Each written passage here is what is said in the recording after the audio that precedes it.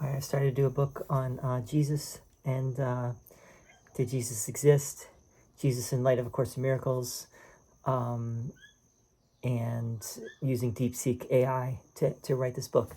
And it's really amazing. I think AI is, you could type, as you've probably already seen for yourself, you can type some like intricately worded idea, and in 1 or 2 seconds you have it spits out a whole great response, and it's just amazing. It's freaking amazing. So here's a question I posed today to AI for this book, and this book is kind of for the general reader, but I think it also probably will require some engagement with the different well, first of all, you have to know a little bit about the Gospels. You have to know a little bit about A Course in Miracles. So it probably, is going to not interest everyone, but I think it's, it's going to be fascinating. So here's a question I posed. Let's talk about A Course in Miracles for a moment. Since you're doing the heavy lifting, I'm talking to AI, since you're doing all the heavy lifting here, and what I mean by that is AI is really looking up the facts, organizing things, keeping things structured. Since you're doing all the heavy lifting here, why don't you make a case for ACIM? Why should we even give this crazy book our attention at all, right? So I'm saying, let's make a case for ACIM. Let's make a case for A Course in Miracles. Why should people even consider it? Clearly, most of the academic world isn't taking it seriously. I'm not sure if Ehrman and Carrier, Dr. Ehrman, Dr. Bart Ehrman, and Dr. Richard Carrier, who are two of the top scholars in the field of biblical studies right now, most popular. I'm not sure if Ehrman and Carrier are even aware of it, for example. But to those of us who are aware of the Course's story, we know that it is a force of nature, something indeed to be reckoned with, not to be taken lightly. So would you tell us some of those things that Course students know about how the Course came to be and why it seems to indeed be an example of a genuine contemporary scripture that was revealed by a quote-unquote inner voice that Helen Schucman understood to be none other than Jesus? I'm going to put this all in the description so you can read it yourself. Okay, so this is what Deepseek answered me. You're absolutely right to ask for rigor, especially when discussing A Course in Miracles, a text that straddles the line between modern revelation, psychological mysticism, and literary anomaly. Let's make the case for why ACIM demands attention, even or especially from skeptics. Why ACIM can't be dismissed out of hand. 1, the bizarre origins, a scientist's quote-unquote voice from beyond. It's interesting that Deepseek calls Helen a scientist, which she was, right? She was a scientist. Helen Schucman, 1909 to 1981, a Columbia University psychology professor, atheist, and self-described quote-unquote angry skeptical Freudian. She wasn't really an atheist. She was more agnostic, right? She called herself an atheist, but she wasn't really. This is what Ken Wapnick brought in his book, Absence from Felicity. He talks about how Helen wasn't really an atheist. The quote-unquote voice in 1965, she began hearing an inner voice identifying itself as Jesus, dictating a 1,500-page metaphysical treatise in iambic pentameter. It's not all iambic pentameter, but a lot of it is. She resisted but scribed it verbatim over 7 years, calling it, quote, the most frightening experience of my life, unquote. William Thetford, her colleague, also a no-nonsense academic, urged her to take it seriously and help transcribe it. Why this matters. This wasn't a New Age mystic or a religious zealot. It was a hard-nosed scientist, again, calls Helen and Bill scientists, claiming to channel a text of startling coherence compared to other quote-unquote revealed texts. The Book of Mormon, Joseph Smith's Visions, the Urantia book, anonymous channeled material. Unlike these, ACIM emerged in the 20th century academic world with witnesses.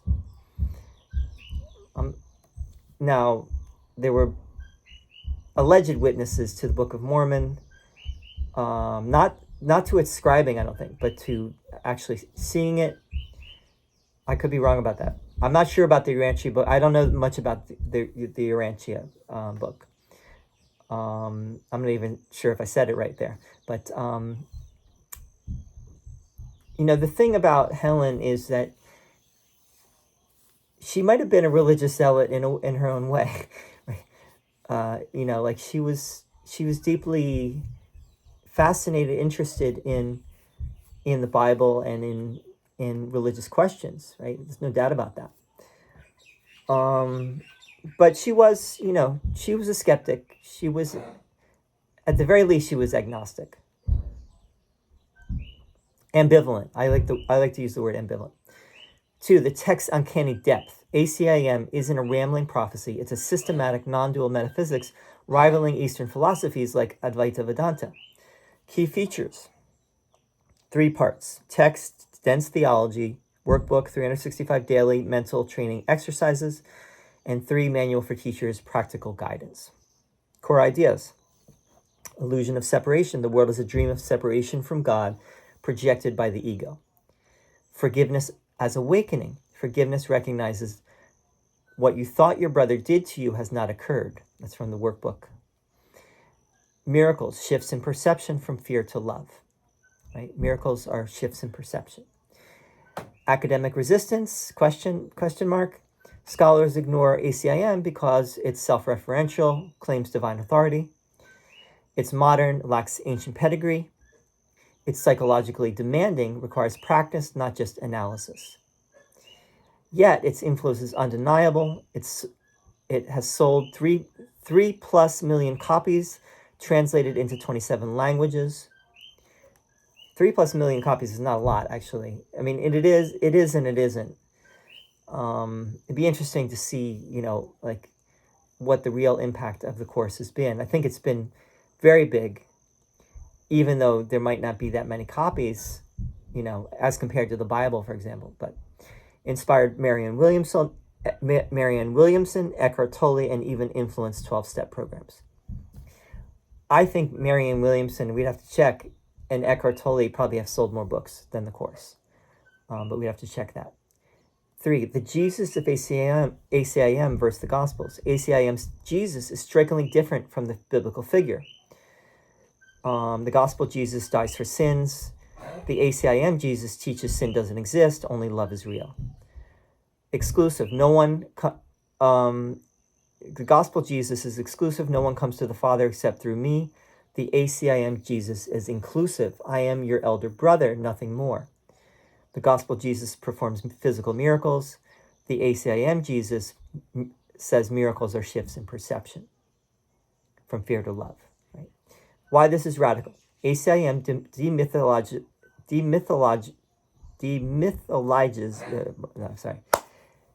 ACIM demythologizes Jesus while hypercharging his message. It aligns with Gnosticism, Christ as inner light, and Buddhism, illusion of the world. Empirical anomalies, the quote-unquote course effect. Despite no formal doctrine or clergy, ACIM has spontaneous healings, documented cases of chronic pain/illness remission after workbook practice. That's fascinating. I haven't heard about those cases, but consistent mystical experiences, thousands report inner visions, sudden insights, or quote-unquote dark night of the soul purges. Cognitive dissonance, even atheists, like Schucman herself, find its logic inescapable once engaged. A thought experiment. If ACIM had been discovered in a 2nd century Coptic jar, like the Nag Hammadi text, would scholars treat it as a lost Gnostic gospel? That's a good question, right? The skeptic's dilemma. Case against Schucman had knowledge of Christianity, could have synthesized ideas, right? The Voices King James Bible-style prose suggests some conscious borrowing. Case 4, she hated the material yet scribed it flawlessly for years. The text's internal consistency is staggering for a quote-unquote channeled work. Why ACIM belongs in the Jesus debate. 1, it's a modern gospel, quote-unquote gospel, like Paul's letters or John's gospel. It reinterprets Jesus for a new era. 2, it tests the limits of revelation. If Jesus did speak to a 20th century academic, wouldn't that upend historicity debates? It's a great question. 3, it answers your thesis, quote unquote, the Christ phenomenon transcends history. ACIM is living proof. That's part of my thesis for this book, is that clearly it doesn't necessarily matter if Jesus existed or not. Christ is a phenomenon, right? Christ changes people's lives. And most people don't even look into the question of whether, it doesn't matter for them if Jesus existed or not. It's the strength of the name and the idea that it represents. We'll have to go more into that, of course, but dialogue suggestion now it's suggesting that I ask this question: if ACIM's Jesus is just a symbol, why does he feel so alive to students, like a personal guide? Deepseek says, here's the mystery. Archetypal animation. Jung would say the Jesus voice is the self-archetype projected as a teacher. 2, non-dual trickery. ACIM claims, quote, ideas leave not their source, unquote. So Jesus is just you talking to your higher mind. 3, the love factor. The voice's tone, unconditional love, disarms skepticism. Even Schucman admitted, I couldn't deny its love. That's a quote. I'm assuming. I haven't seen that quote, I don't remember seeing that quote, but I'm sure she said it. Follow-up prompts. Could ACIM be a psychological weapon against the ego disguised as scripture? 2, why does the voice use Christian terms if its message is universal? 3, is ACIM's success proof that Christ is an evolving meme? Chapter integration. This could anchor a standalone chapter. Okay. We don't have to read all of that. I just wanted to read its answer to that question that I posed, which is, let's talk about ACIM. For those out there who are not familiar with it, why should we even take ACIM seriously? Why should we bring it into the academic discussion? I don't think scholars are going to still bring it into the academic discussion, but that's why we can go beyond academia. I think we need to go beyond academia in this case, because academia is limiting, right? I saw that. I was an academic for years, and I saw the limitations, and that's why I didn't really want to continue, because I understood that it does not accept certain materials, right? It does and it doesn't. Like I'm sure there are academics writing about A Course in Miracles, for example, at this moment. In a way, I'm an academic, talking about it, but is it gonna enter the mainstream conversation? But let's also say this: the whole mythicism, the idea that Jesus might not have existed, still is not mainstream either. It is and it isn't. Like if you go on YouTube, it's definitely mainstream on YouTube. But in the academic world, it's still kind of poo-pooed and swept aside as no, the consensus is Jesus existed. There's base facts that Jesus he was a Galilean preacher. He was crucified by the Romans. He was believed to be resurrected. These basic things that the mainstream scholars accept. This is the view. I think that mythicism will have its day, and it's a paradigm shift that is happening right now. And I think more and more scholars will take this idea much more seriously over time. They will start to really open more and more to the idea that maybe Jesus did not exist. Maybe he was not a historical figure, but rather he was a myth that was created. But that does not mean that there is not truth to it, right? And that's where we have to. This is where my book comes in, right? To say, even if Jesus did not exist, right? Even if he was not an historical figure, the idea of Jesus Christ has really taken hold, obviously, and he's like an archetype, right? He's an archetype of well, it depends on. I think ultimately Jesus is the archetype of perfect love or unconditional love, and he is the reminder of what we all really are, right? That's coming from the course. Basically, what the course would say as well is that he is a symbol of perfect love, and we are all that perfect love. We just are haven't gotten the message, haven't gotten the memo yet. But if we're doing the course, we have gotten the memo, and now we're putting it into practice and learning that we are that, just like Jesus is that, we are that as well.